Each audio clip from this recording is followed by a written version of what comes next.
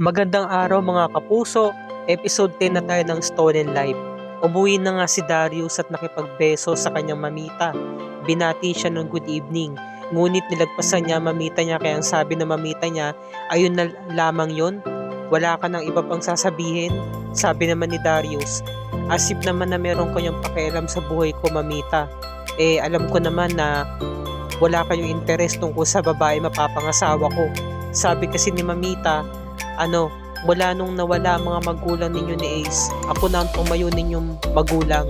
Kaya natural, meron na akong pakialam sa inyo. Sabi naman ni Darius, umatenda lamang kayo ng kasal ko. 'Di ba? Yun ang sabi niya. Ngayon, ito namang si Para, nahanap na nga niya yung ipinagbabawal na libro. At tuwan-tuwa siya. Binuklat niya yung libro tungkol sa pag-aaral ng astral.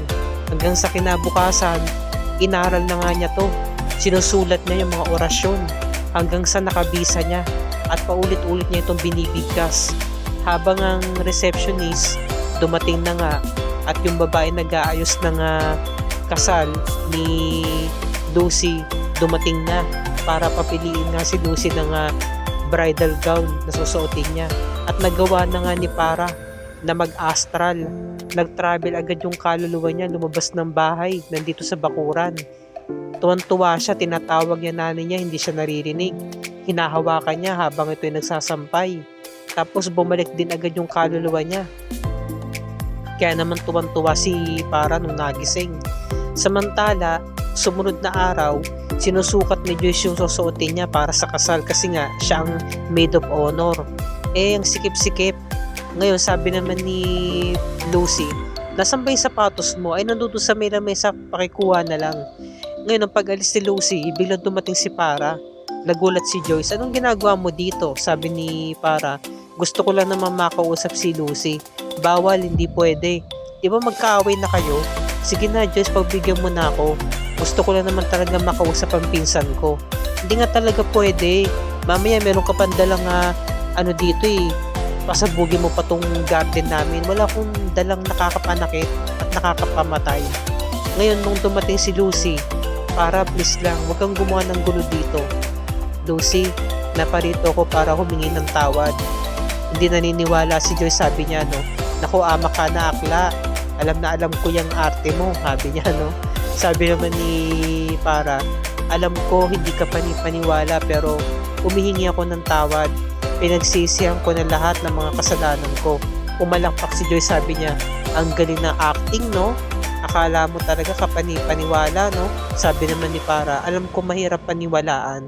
Pero alam ko naman, tanggap ko naman kung hindi mo agad ako mapatawad. Gusto ko lang naman na magkaayos tayo. Lalo na tama ang sinabi mo. Kami na lamang ni Nanay Bili ng natitira mong kamag-anak. Sino pa ba ang pwede magtulungan kundi tayo lang? Tayo na lang magkasama dito. Tapos pinatawad agad ni Lucy kasi nga sobrang bait ni Lucy. Apology accepted. Talaga ba, Lucy? Pinapatawad mo na ako? Oo, nakalipas na yun. Nakaraan na yun. Mga bata pa tayo nun kaya tapos na. Maraming salamat. Pinyano. At gusto ko, kayong dalawa ni Tiang Belen ang maka-attend ng kasal ko. Talaga ba? Isasama mo kami sa kasal mo? Oo naman. Dahil magkamag-anak tayo. Ngayon, nung niyakap siya ni Para, nakangiti si Para, di ba? Fake tears lang. At binubulong niya. Makakasakato para na ngayon pinaplano niya dahil siya mismo ang sisira ng kasal mismo ng pinsan niya. Ngayon, sumunod na araw na mismo ng kasal nila. Siyempre, merong pictorial ang bride sa loob ng hotel. Nung umalis na yung mga cameramen, sabi naman ni Joyce, bro, napakaganda mo talaga, ikaw talaga ang Diyosa. Kaso, yung bakas na lungkot mo, hindi kayang itago ng ganda. Ano ba kasi yun? Isplok mo na, sabi naman ni Lucy. Gusto ko kasi, nandito mga magulang ko. Alam mo ba bro, kung nabubuhay lang sila, maalagaan nila ako. Nandito sila sa mismong araw ng kasal ko. At makikilala rin nila yung lalaking pakakasalan ko. Sabi naman ni Joyce, tama na yan. May sira ang make-up, pabuti pa may bibigay ako sa'yo. Eto, galing to kay Darius, sa opa mo. Buksan mo na. Pagka bukas ni Lucy, nagustuhan niya. Kasi pinasadya to ni Darius. 'Di ba sabi naman ni Joyce, alam mo ba pinuntan pa ako ni Darius para kumuha ng mga pictures ng mga parents mo. Inilagay niya yan sa pinagawa niyang kwintas para makasama mo raw sila sa mismo araw ng kasal mo. Tapos tumatawag na nga si Darius. Sabi ni Lucy, alam mo ba love, may sira tong makeup ko eh. O bakit love? Kasi pinaramdam mo sa akin kung gaano mo ako kamahal at kung gaano ka-importante yung mga magulang ko sa mismong araw ng kasal ko. Sabi naman ni Darius, gusto ko maging special ang araw na to sa mismong araw ng kasal mo. Wala yun love, mahal na mahal kita eh. Paano? Tama na ha, huwag ka na umiyak. Mauna na ako sa simbahan, hintay na lamang kita doon. Ngayon sabi naman ni Lucy, siya nga pala, nalimutan ko, si Sister Rosa, nagpapahatid yun kasi naliligaw siya, hindi niya alam yung lugar mismo ng kasal. Ayaw nga pala, o sige bro, upo ka muna dito ha, maghintay ka lang at susunduin ko si Sister Rosa. Sabi naman ni Joyce, alam mo, dapat naman talaga mga magulang mo kasama mo sa araw ng kasal mo, hindi yung hilaw mong pinsan. Sabi naman ni Lucy, may issue ka pa rin ba kay Para? Sa akin oo. So wala naman talaga akong tiwala doon. Biruin mo 2 days before your wedding saka nagpakita para humingi ng tawad. Wala pa rin akong tiwala sa kanya. Ngayon dumating na nga tong lady in red, si Para, ang kontrabida. Nakita niyo yung housekeeping na nanggaling mismo sa isang kwarto. Sabi niya, halika, sumunod ka sa akin, may sabihin ako sa'yo. Bibigyan kita ng pera kapalit ng trabaho, ipapagawa ko sa'yo. May gagawin ka naman na sweet na bagay pero hindi ka makukulong. May siguro ko yun sa'yo. Sabi nung babaeng housekeeping, ano po ba yung gagawin ko? Yun, 'di ba? So eto, sabi naman ni Joyce, syempre pakiramdam ko merong yung gagawin na masama sa'yo. Parang pinaplastic ka lang nun. Mali mo magdala ng bomboy sa mismo araw ng kasal mo sa loob ng simbahan, edi may sira ang kasal mo. Sabi naman ni Lucy, imposible. Kasi nung mga bata pa lang kami, napaka-war freak na sa akin ni Para. Makita lang ako nun, manunugod na yun, mananakit.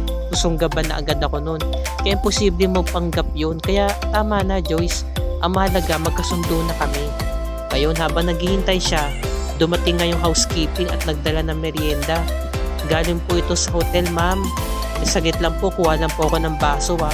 Ngayon yung mineral water, inilagay sa baso, sabay nilagyan ng pampatulog. Nako. At iniabot agad ito kay Lucy para makainom siya ng tubig. Ngayon bigla nagtago yung housekeeper at tumingin dito kay Lucy kung nilagok nga ba niya yung tubig. Ngayon nandito na tayo sa may simbahan at dumating nga sina Vince at si Mamita.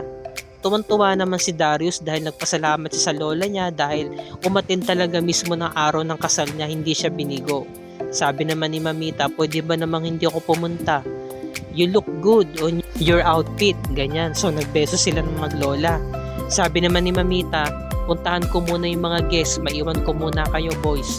Sabi ni Darius, maraming salamat Mamita. Sabi naman ni Vince, alam mo ba, kinumbinsi ko pa yung si Mamita or di kaya naman kinonsensya ko para pumunta dito. Nagpasalamat si Darius dahil sa utol niya. Sabi naman ni Vince, in-invite mo ba si Para? Wala kasi ako makitang sexy dito eh. Ikaw talaga. Alam mo ba 2 days ago, nagkasundo na yung magpinsan. Kaya panigurado, invited si Para dito. Ayun, nung tumayo na nga si Lucy, ramdam siya ng antok. Pag-gewang-gewang na siya. Nung nakita siya ng housekeeping, sabi niya, ma'am, tulungan ko na po kayo. Ihiga ko po muna kayo dito sa may sofa. Ayan. Nung naupo na nga si Lucy, pumiga siya at inayos yung kanyang bride's gown. Nung paghiga agad ni Lucy, bigla agad siya nakatulog. Tinatawag-tawag siya ng housekeeper. Sabi, ma'am, kamusta po kayo? Ngayon biglang pumasok si Para at talagang nakangiti. Pinalabas siya na yung housekeeper. Sige na, lumabas ka na, ako na bahala dito.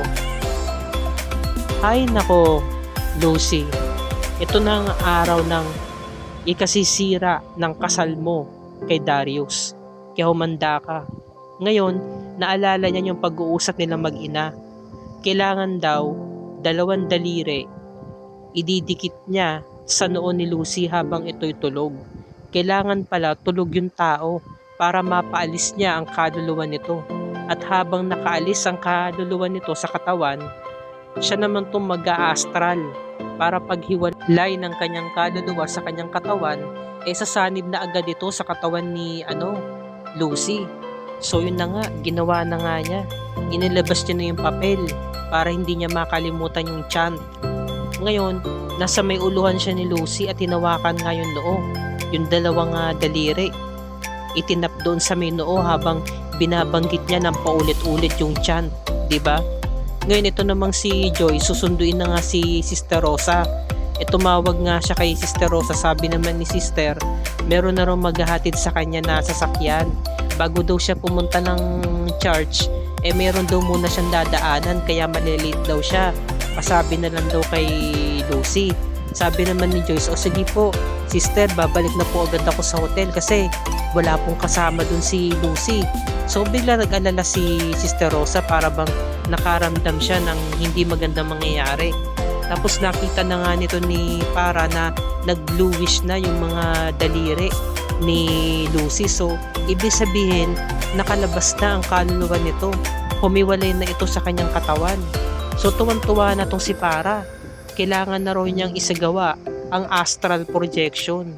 Kaya naman pumasok siya sa kwarto at naglatag ng kumot para mahiga siya sa may sahig. Nung paghiga niya, nakarinig siya ng ingay ng housekeeper dahil pumapasok yung babae sa loob ng kwarto para kamustahin yung kalagayan ni Lucy kasi nga nag-aalala siya dahil nakatulog.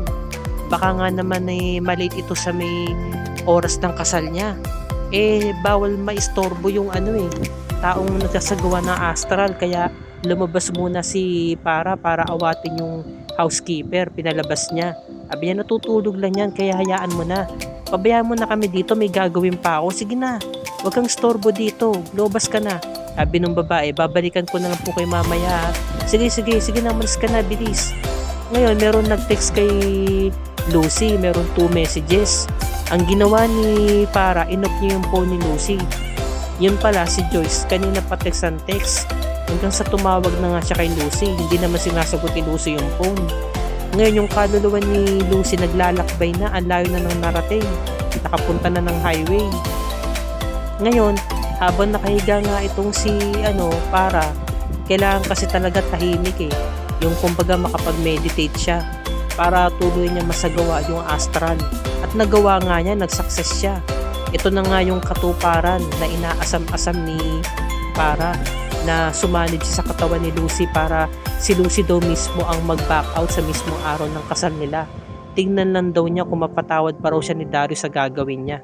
Nako, sobrang ganda ng magaganap mga kapuso sa episode 11 kaya wag na wag natin itong palalagpasin dahil nagtagumpay si Para sa una niyang misyon, di ba? Nagtagumpay agad siya na makapag-astral. Na perfect niya agad yung ritual Kaya naman pakatutukan natin na mismong araw ng kasal ni Darius at ng kanyang fake bride. Yan ang ating pakatutukan kaya wag na wag natin itong palalagpasin. Kung bago ka pa lamang sa aking channel Kapuso, please like and share this video on your social media platforms. I-hit mo na rin ang subscribe at notification bell icon para lagi ka updated sa mga episodes ng Stolen Life and other GMA shows tulad nito. Maraming salamat po mga kapuso. Happy weekends everyone and God bless us all.